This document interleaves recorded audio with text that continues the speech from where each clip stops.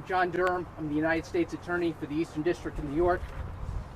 With me today is Christopher Rea. He's the Assistant Director in charge of New York's FBI. Scott D'Alessandro. He's an Assistant Special Agent in charge of the IRS New York Field Office. And District Attorney Ann Donnelly.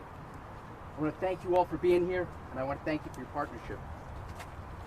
So a short time ago in the courthouse behind me, former Congressman George Santos was sentenced to just over 7 years in federal prison. He was also ordered to pay more than $370,000 in restitution and forfeit more than $200,000. And that restitution will go to his victims. Now, 8 months ago, Santos appeared in the same courthouse and he pled guilty. He pled guilty to wire fraud and aggravated identity theft. He admitted to engaging in a brazen crime spree that took place over a period of years.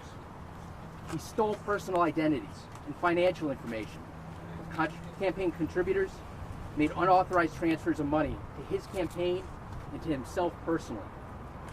He defrauded prospective political supporters by convincing them to make campaign contributions based on false statements, and then he took the money for himself.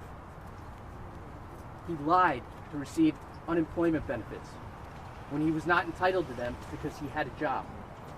He lied to the Federal Election Commission about the amount of money his campaign had brought in, and he used that to trick the National Republican Congressional Committee into giving his campaign money it was not entitled to. And he lied to Congress on his financial disclosure forms. From the moment he declared his candidacy for Congress, Santos leveraged his campaign for his own enrichment and financial benefit. He did this by targeting specific supporters and constituents. He saw them as easy marks, and he made them victims of his fraud. Santos's victims were real people, and they suffered real losses. He went so far as to seek out elderly people who suffered from cognitive impairment and dementia. Santos's blatant corruption is an affront to our electoral process, our representative government, and the people of New York's 3rd Congressional District. But today, and finally, Santos has been held accountable for his years of fraud, deceit, and theft. He's going to federal prison, and he's going to be punished for his staggering fraud, the abuses he put on our electoral process, for mocking our democratic institutions, and most importantly, for betraying and defrauding his supporters, his voters, his donors, federal agencies, state agencies. Today's sentence demonstrates that this egregious conduct will not and never will be tolerated. Now, Santos has been held accountable thanks to the tireless efforts of prosecutors from the Department of Justice and investigators from the FBI, IRS, and Nassau District Attorney's Office. I want to commend several people in particular.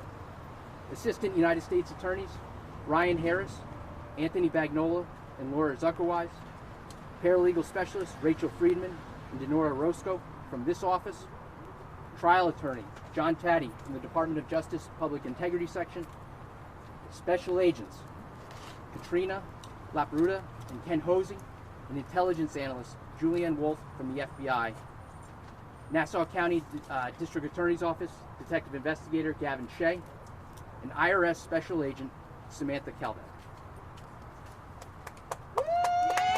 I'm not done.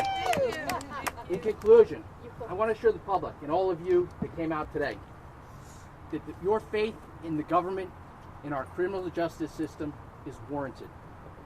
Santos' disgraceful and greedy conduct has been exposed, and at last he's been brought to justice.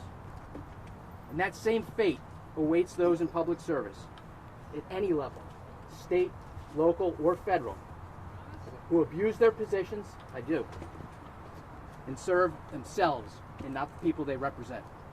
Officials who lie and steal and defraud will find themselves in a courtroom, and they will learn, as George Santos has, that there's a serious price to pay for corrupt behavior. No one is above the law. So with that, I'm going to turn things over to FBI Assistant Director in Charge, Christopher Rea. GeoGo3 thanks you. Thank you. Thank you. Thank you. Thank you, John. Good afternoon. My name is Christopher Rea. I'm the Assistant Director in charge of our New York office. Today, former United States Congressman George Santos was held accountable for his repeated criminal dishonesty, financing his election campaign with ill-obtained funds, stealing COVID unemployment benefits, and providing materially false information in his financial disclosure. Santos abused his authority to garner illicit donations and campaign support, ultimately betraying the public's trust and violating our democratic systems. May today's sentencing emphasize the FBI's continued commitment to dismantling any fraudulent scheme designed to unlawfully benefit those in positions of power. Today would not have been possible without the tireless dedication of the FBI New York headquarters city, the Public Corruption Squad, and the squad located right here at our Long Island resident agency.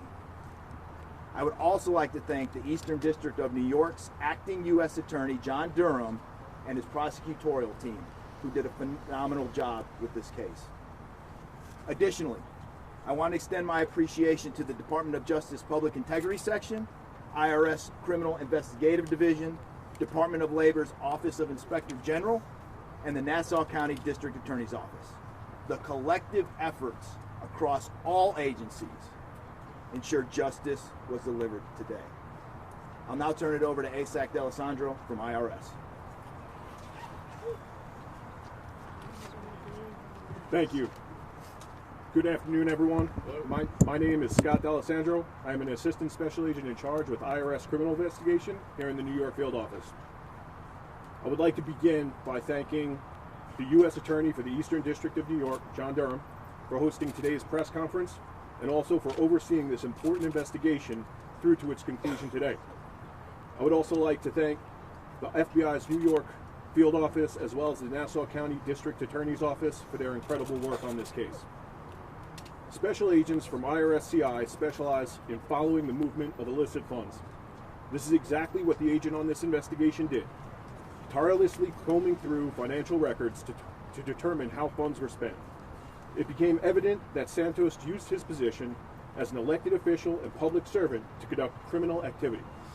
While U.S. campaign finance laws are designed to promote transparency in our electoral process, Santos willfully participated in a scheme to defraud not just his supporters, but also the United States government. This type of financial fraud is not a victimless crime. The American people, his constituents, his co-members in Congress, as well as his supporters and donors, are all victims in this case.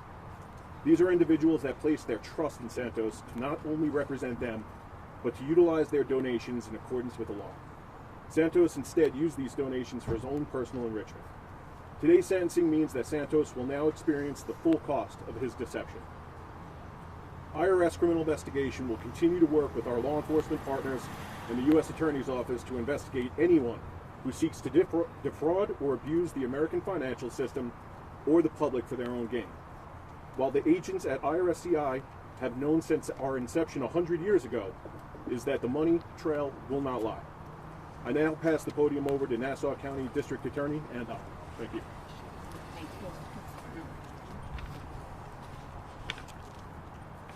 Good afternoon, everyone. I am Ann Donnelly, the Nassau County District Attorney. I want to thank U.S. Attorney John Durham, the members of the FBI and the IRS who joined with us today. It is because of our continued partnership together, working together, that we were able to get the conclusion today that we did. And what a conclusion it is. George Santos spent his brief career in public service conning donors, misleading his constituents, and defrauding the government. He told lie after lie until it caught up with him, until we caught up with him, and exposed him for what he truly was, an opportunist and a fraud.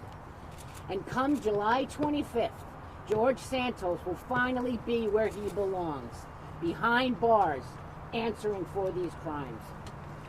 George Santos was the polar opposite of what a public servant should be. He is without integrity. unconcerned with his constituents, and self-interested in every way. Designer clothes were more important to him than following the rule of law. Luxury more important to him than the oath he took to serve his country and the people who elected him. He had a responsibility to those people. They counted on him to deliver for them.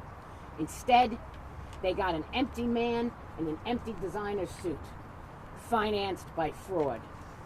A man who to this day is not truly remorseful for his actions. A man who failed the people of Nassau County, the people who trusted and relied on him. When I announced that I wanted to begin an investigation into George Santos, the Eastern District U.S. Attorney approached me and said they would like to work this investigation together. And we did. And it's that partnership that led us to today. The prosecutors in the U.S. Attorney's Office, the investigators at the FBI and in my office, and the IRS did tremendous work to ensure that George Santos was held accountable for all his lies. Together, we will continue that important work, rooting out public corruption, protecting our communities, and upholding the standard of integrity we expect our elected officials to meet. Thank you.